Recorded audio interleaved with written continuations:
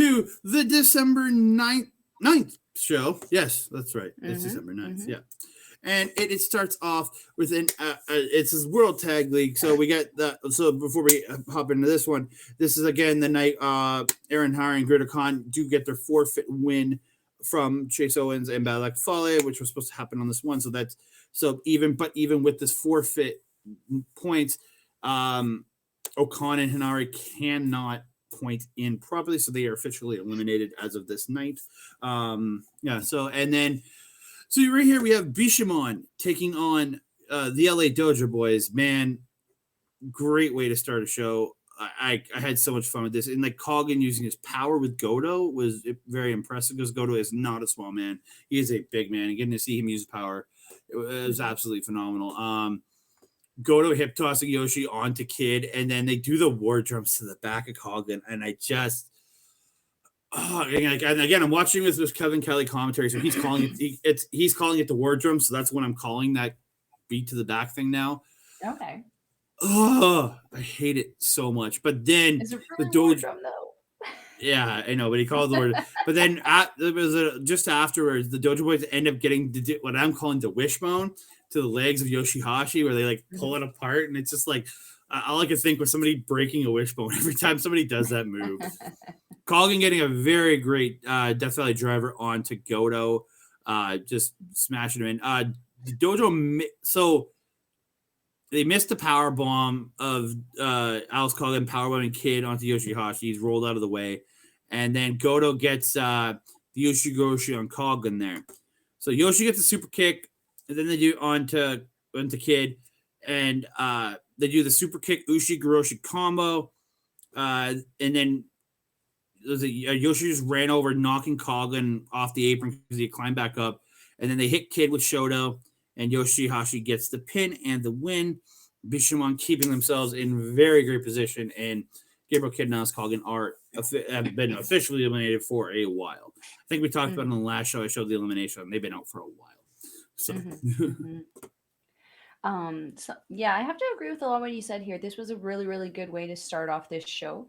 Something I wanted to note with Yoshi-Hashi is I feel like his overall improvement that I've noticed over the last little bit is his in-ring presence.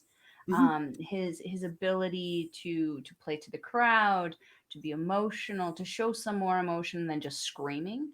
What I felt like he was kind of just doing before. I feel like it's just been such a huge improvement for him. It's something I've been very, very pleased to see. And I really just wish he would get that gear figured out at the beginning there, man. Still very oversized. Very, very cute, though. I do love the shorts, the change of gear to almost match Goto a little bit more. Another thing I noted is this Goto seems to be that perfect size of a wrestler in stature and bulk, and then for the speed, flexibility, everything that he can do. Just such a favorite of mine. I feel like he's got some good years left in him. I also noted there was a moonsault from a Kid on Yoshi-Hashi. It looked really, really good, really hard, really rough, very effective. Very good moonsault. Coughlin's reaction to Matt. Do you remember when he picks up Kid and he's trying to slam him down and he completely missed him the first time? No. That's not this show. That's not this one. Missing with the slam with Kid. Yeah, he powerbombed him, but that's when Yoshi just rolled out of the way. Yeah, and the one where Coughlin's reaction afterward. I thought you were talking about the one. Oh, okay, I was thinking about the one from the next. Yeah, I'm sure I noted that too. No, this one says my reaction to him missing the slam was funny because he slams him down, realizes he's missed him, and just no. Oh yeah, it was the most randomly over dramatic thing I'd seen him do, especially being the android. That was probably the most like emotion we've gotten out of him, other than when they won. Other than the win, that's probably the most emotion. Android-esque robotic character, to see that emotion explode out of him, I was like, hey, he's human again. Kind of works. But yeah. Otherwise, I felt this was a great match. Yeah, me too. So we move on to what I thought was a shit match of the evening.